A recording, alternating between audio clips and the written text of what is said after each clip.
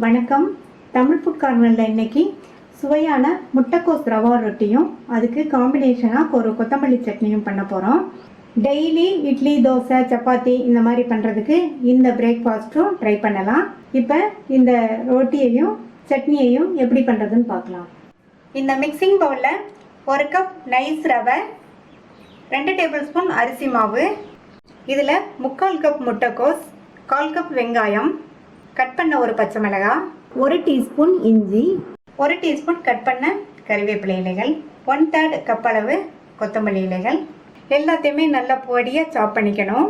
இது கூட 1/2 டீஸ்பூன் சீரகம், இதுக்கு தேவையான அளவு உப்பு நான் 3/4 டீஸ்பூன் சேர்த்துருக்கேன். அடுத்து 1/2 கப் தயிர் சேர்த்துக்கலாம். கரெக்டான புளிப்புள்ள தயிர் சேர்த்துக்கங்க. இப்போ எல்லாத்தையும் நல்லா கலந்து விட்டுக்கலாம். நான் 1/4 கப் தண்ணி எடுத்து வச்சுருக்கேன். இந்த தண்ணியை மொத்தமாக ஊற்றிடாமல் கொஞ்சம் கொஞ்சமாக சேர்த்து ஒரு ஸ்மூத்தான மாவாக பிசைஞ்சுக்கணும்.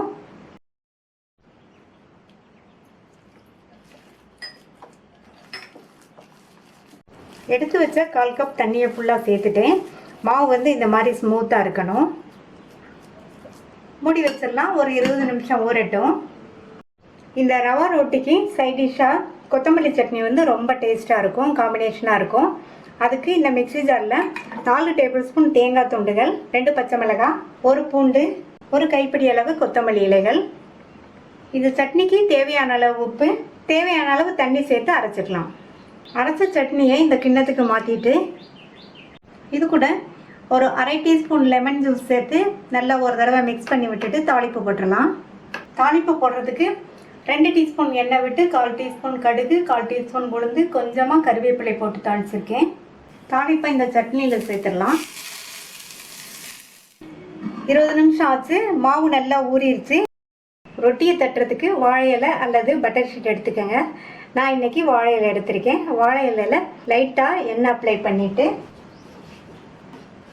கையிலையும் லைட்டாக எண்ணெயை தொட்டுட்டு ரெடி பண்ணி வச்ச மாவுலேருந்து இந்த அளவு மாவு எடுத்து நல்லா ரவுண்டாக தட்டிக்கணும். ரொம்ப திக்காக இருக்கக்கூடாது, ஓரளவு தின்னாக இருக்கிற மாதிரி தட்டிக்கங்க. இந்த திக்னஸ்க்கு இருக்கிற மாதிரி தட்டிக்கங்க. தோசைக்கல் போட்டு சூடாயிடுச்சு. அதில் கொஞ்சமாக எண்ணெய் விட்டு நல்லா இந்த மாதிரி டிஷ்யூ பேப்பரோ அல்லது காட்டன் துணியோ வச்சு இந்த மாதிரி நல்லா ஸ்ப்ரெட் பண்ணி விட்டுடலாம். நம்ம தட்டின ரொட்டியை இலையோடையே தோசைக்கல் மேலே வச்சுட்டு லைட்டாக இந்த மாதிரி தட்டி விட்டுறணும். இப்போ இந்த இப்படியே எடுத்துட்டோம்னா நல்லா ஒட்டாமல் வந்துடும். ஸ்டவ்வை மீடியம் ஃப்ளேமில் வச்சுக்கணும். இப்போ இந்த மேல் பக்கமெல்லாம் ட்ரை ஆனதுக்கப்புறமா பிரட்டி போட்டுக்கலாம். திருப்பி போட்டுட்டு சுற்றி எண்ணெய் விட்டுக்கலாம்.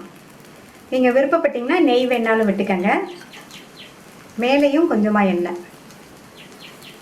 இது ரவைங்கிறதுனால நம்ம சாதாரணமாக சுடுற தோசையை விட கொஞ்சம் வேகிறதுக்கு டைம் ஆகும். இந்த மாதிரி லைட்டாக ப்ரெஸ் பண்ணி விட்டிங்கன்னா அந்த சைடும் நல்லா வெந்துடும்.